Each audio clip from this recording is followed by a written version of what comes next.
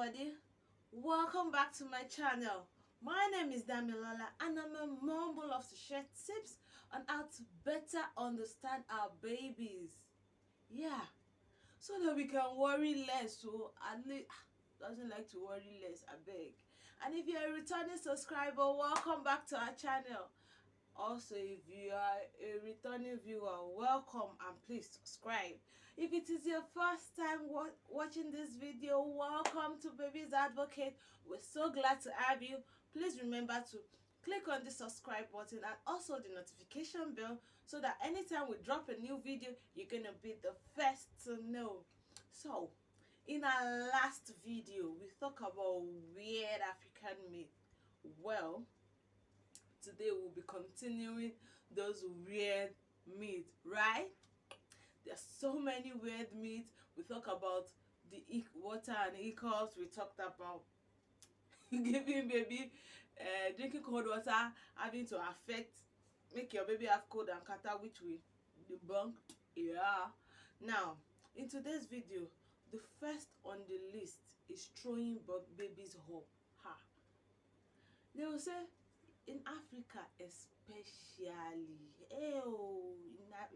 in Yoruba land, in Nigeria, hey, so if you don't throw the baby up, he'll be scared of height. Any small thing, he or she will be scared. Throwing baby up, they will throw your baby up like, whoosh, turn the child upside down, do like, it is dangerous, so it is medically wrong. My pediatrician will even say no. In the hospital, especially during antenatal, they will tell you don't throw your baby up. It's not good.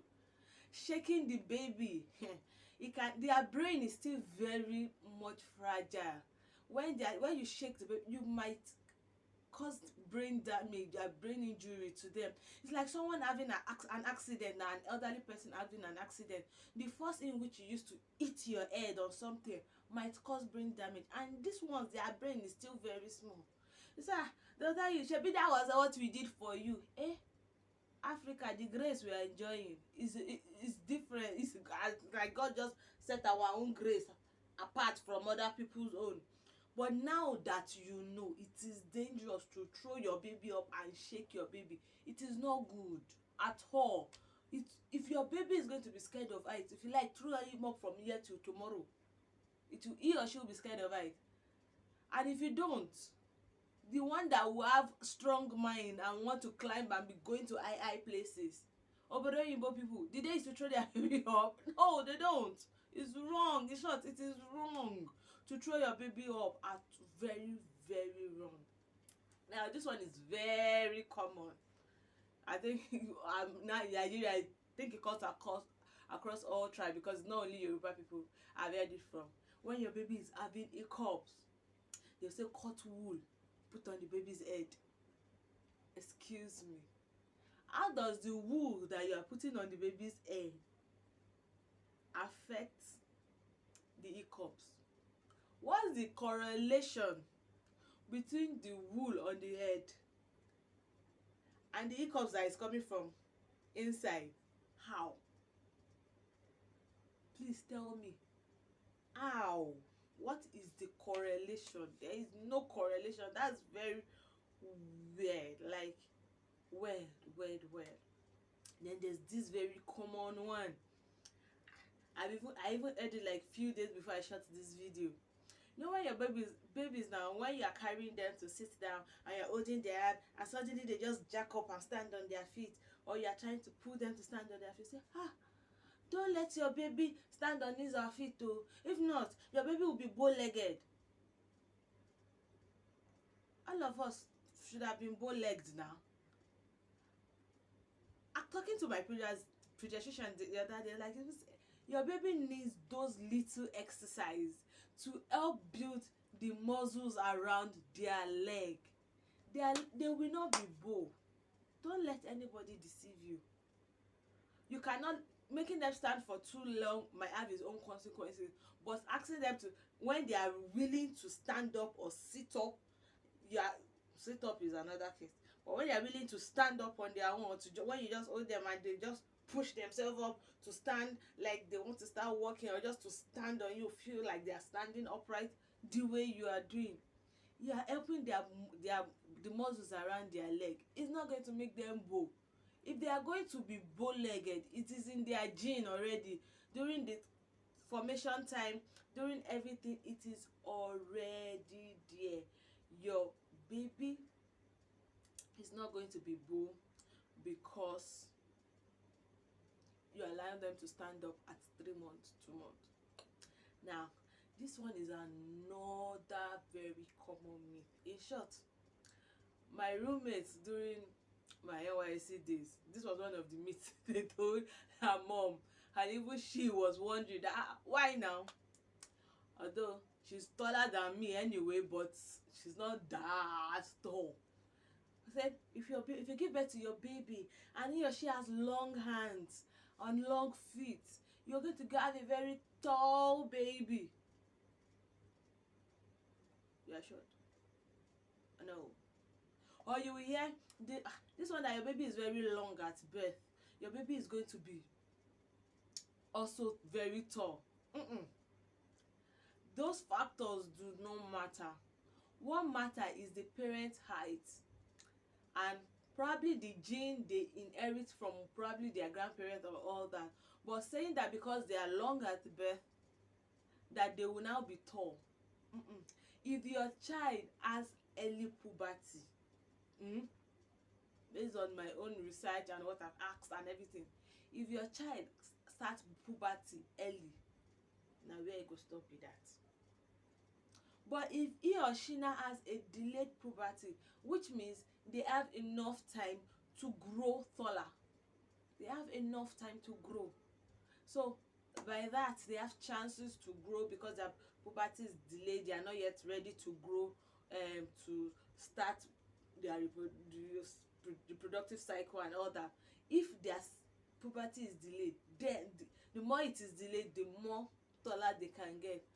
But saying that it is the way your child is born, this is my roommate, she has very long hands and long feet. She's just a few inches taller than I am. So telling me that your baby has long hands, long feet, or that your baby is long at birth is going to make your baby very tall. Babu, I'm just like, oh. So the next one is always put oil on your baby's awuje. What we like call awuje.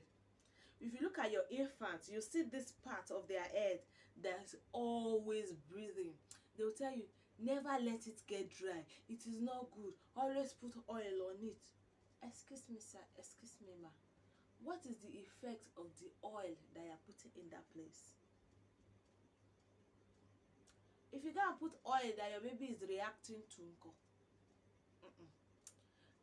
the only thing your baby need on his or her hair is when you finish bathing them, just make sure you moisturize their head evenly. But you always put oil. Once the oil is dry, put another one. Once it is dry, put another one. Excuse me, your baby want to be manufacturing oil in your head? The fact that your baby's head is moisturized is okay. Fine, that place is very fragile. If the weather is cold, keep it covered. Keep your baby covered. It prevents cold and everything. And if the weather is hot, parents, please free. Let them breathe. The same way we ladies, when the weather is very hot and we are wearing wig and we are feeling like this, I can't wait to pull it up. I can't wait to pull it off. That's the same way your babies feel anytime you are putting on cap for them and the weather is hot. All in the name of you don't want to expose their widget. So please, I just hope this myth, if you've heard any of this myth and you're now feeling like, am I actually parenting well? These people are actually elderly people. They've taken care of children before. I should listen to them. Yes, there is a place to listen to elders. But anyone you feel you are is contradicting to what you feel on how to take care of your baby, please put a call through to your pediatrician. Hello doctor, see, they said if my baby is this, if my baby is that, you should is it right? They will tell you what is medically acceptable. They will tell you what is medically acceptable. Okay, let me give this as my own example. There was a time my baby was reacting to in short, she was reacting to all the baby products. Yeah, all the baby products I bought for her. And she was having a kind of rashes and skin discoloration. And I'm like, it is Ella. Oh. This baby will be super fat. It is Ella. Oh. I'm like, Ella, what? They say buy this, use this herbs, use this. Excuse me. Hello, sir. This and this is what is happening to my baby. He said, have you used it? I said, yes. Even the cream I was giving the other day. My baby said, just leave it and use so and so. And trust me, the moment I started using the shea butter that my doctor said, okay, I already said it, let's just use shea butter, don't use anything for her again, you will see that her skin will be back. And sincerely, within 1 month, my baby's skin was back to normal. All the go and use agboela, go and use this, go and use this powder. If you are feeling confused, put a call through to your pediatrician. Don't do self-medication and be going to Google and be. Put a call through.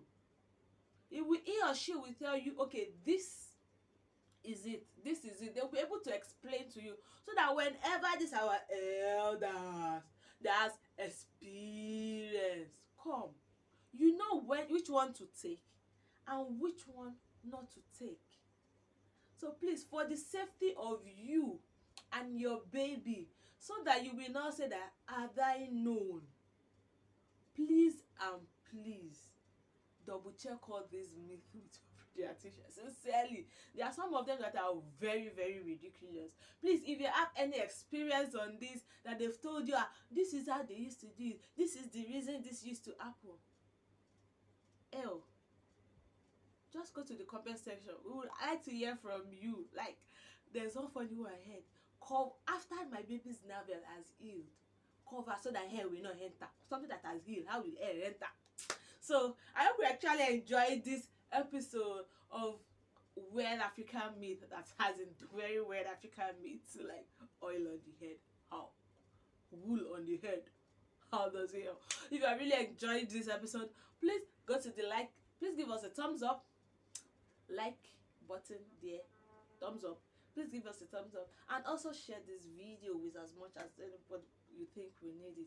Till we come your way next time, please keep loving your baby, keep taking care of yourself, and also keep loving yourself and keep taking care of your baby, because when you love yourself, you'll be able to love your baby too.